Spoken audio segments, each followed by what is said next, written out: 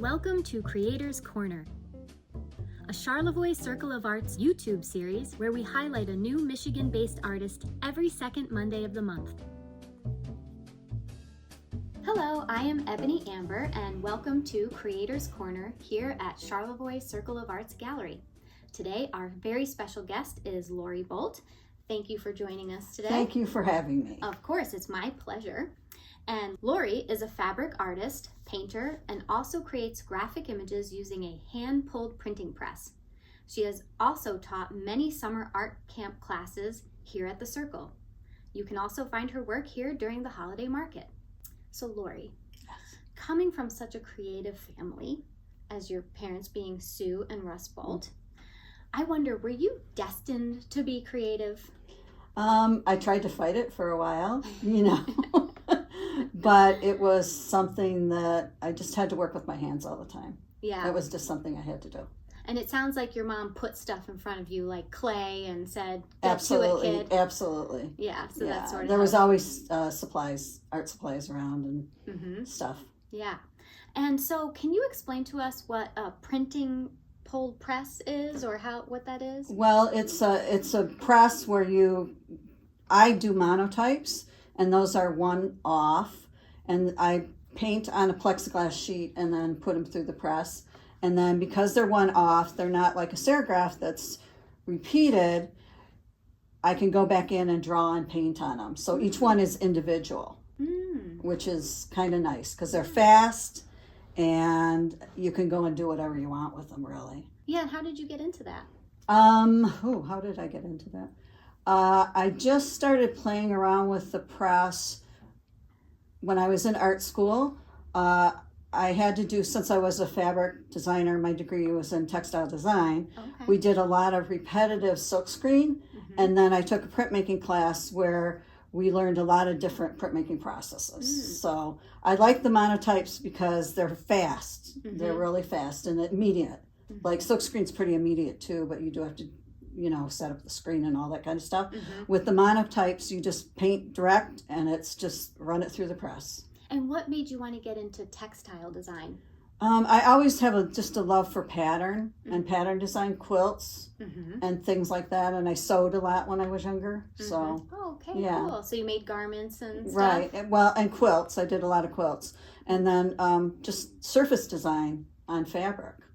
All the different kinds of patterns through different cultures and things like that just fascinate me. Yeah. And so coming from a creative family, how was it for you to find your own style? Was it hard, or was that something that came easy to you? That came pretty easy. Yeah. The thing that is great is that I have an innate, really, I think, pretty good color sense, and I never have to think about color. Where a lot of artists, sometimes they really struggle with their color and stuff. I never have to worry about that. So a lot of it's pretty instinctual. But yeah, I did want to be individual. Yeah, absolutely. Yeah. And so many of your pieces have so much pattern in them and color. What is that process like for you where, it's very easy to teeter over to too much, but right. you are on that line perfectly. So thank you for saying that. No, I love it. Yeah. It's hard. It is hard. I would imagine. My hardest thing that I have when I'm painting is to know when to stop. Right. That's the hardest thing that Right. Yeah. So it's just kind of a trial and error thing. So do you have do you know a piece you want to work on and you sort of know the idea of how you want to get there, or is it growing with you gradually? It grows with me. I go to a piece or canvas or a piece of paper or whatever and it's blank and I'll put a mark on it and then I react to that mark and then go from there and build from there when I'm painting. Right. I'm thinking about your piece, Single Flower. Okay. That has a lot of different patterns and details in it. Could you tell me a little bit about what it was like to create that specific piece? That piece was then again started as a monotype, which I started on the press, and I took a piece of plexiglass and painted on that, ran it through the press, and then went back in and added washes and acrylics on top and just build the process. And then put the white on at the end and just finished it up. Do you ever have a piece where it's like, oh, I did go too far, that absolutely. one step? And so what do you do with those pieces? Sometimes I'll rip them up and make a collage out of them. You know? Cool. Yeah. Yeah, it's like nothing's ever wasted, I feel like. You can No. always take something Right. and make it something Right. new. Right. And so has your job always been in the creative industry, or? Pretty much. I've taught. When I was younger, I lived out in Denver and I had grants and I taught in the Denver public school system. I worked at the Denver Center Theater Company for a stint doing costumes and stuff, doing surface design and painting on costumes, which was a great job. It was so fun. And then when I moved up here, I taught art to kids. You know, I taught at St. Mary's for about 25 years, ran the art program there, and I do have a big love for kids' art because they're just so free. They don't think, you know, they just do it. Somehow they also have like a natural knowing about color and what goes together, and somehow they always seem to make it look cool. Right, but then again, some of them too. I would walk around the classroom and go, stop. Oh yeah, stop. that's turning to mud. Yeah, stop. It's good right now. Stop. You know. Yeah. So they don't know how to stop either. So maybe you never really learn that. I don't know. Artists never grow up. Yeah, I guess. But you've done so many different kinds of creative things, like your mother specifically. So many different mediums. Do you have a specific one that you just love, or that you always go back to? It would probably be the printmaking and the painting, you know, because I like the printmaking because it's, when I do the monotypes, it's fast, you know, and, you know, you can get like a lot of pieces done quick, and then you just let them sit and you think about them, and then you go back into them and finish them. I could see a whole garment made by some of those pieces that you know what, that's a really good idea. How cool would that be? Yeah, that's a good idea. So besides your parents, do you have any artistic influences? Yes. I had a fabulous teacher when I was in college. His name was Mo Brooker, and he was from Philadelphia, and he was just so inspirational to me. He was fabulous. He did big abstracts, you know, pastels and stuff like that. Yeah. What do you think you would have done if you weren't in the art Oh industry? my gosh. Oh, if I wasn't in the art industry? Boy, that's a tough one. I'm a good teacher. I know that. And I like the business of art, but that's still in the art industry. Well, that's part. good. That's good that you like the business part of it. As far as the computer stuff, forget it. Yeah.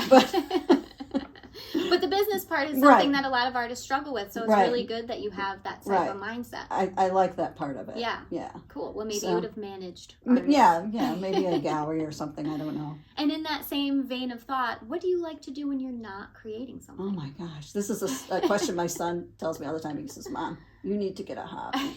Artists have too many hobbies. I know that. What do I like to do? I don't know. I like to go walks on the beach and be in nature and stuff like that.